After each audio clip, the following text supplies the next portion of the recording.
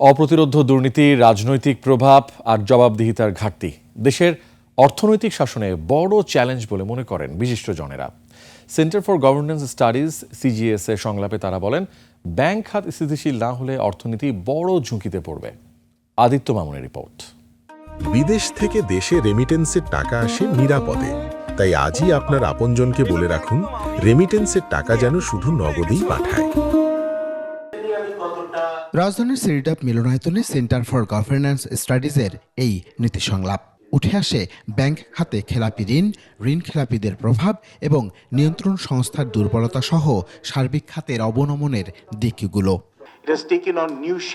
রাজনীতিতে অর্থের প্রভাব, নির্বাচনে ব্যয় স্বচ্ছতা এবং দলের আয় ব্যয়ের হিসাব বাধ্যতামূলক করার দাবি উঠে আসে আলোচনায়। 17 মাস পরে বোধহয় এই সিদ্ধান্তে আমরা বুঝতেই পারি যে আসলে যে ইতিমেরই ছিলাম আমরা সেখানেই আছি।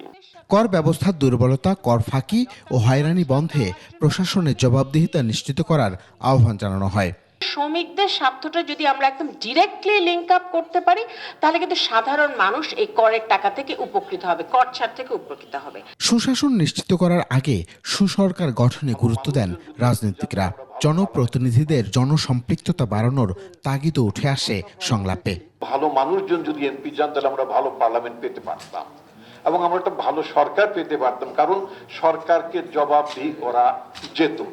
এবং সরকারকে যদি জবাবদিহি না করা যায়, তাহলে আপনি সুশাসন কি করে দেবেন? দুর্নীতি আর হয়রানিকে অর্থনীতির বড় অন্তরা হিসেবে উল্লেখ করেন অর্থনীতিবিদ ডক্টর হোসেন জিল্লুর রহমান।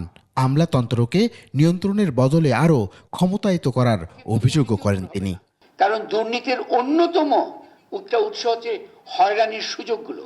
এই যে বিভিন্ন প্রতিষ্ঠান দাঁড় করানো হয় ফর ওভার রেগুলেশন ইত্যাদি, সেগুলো কেন হয়? অ্যাকচুয়ালি এই রেগুলেশন ইজ ইম্পর্টেন্ট, কিন্তু রেগুলেশনের চাবিটা ইজ দ্য সোর্স অফ দুর্নীতি। দুদকের স্বাধীনতা ও সুরক্ষা এবং রাজনৈতিক প্রভাবমুক্ত তদন্তের দাবিও উঠে আসে নীতি সংলাপে।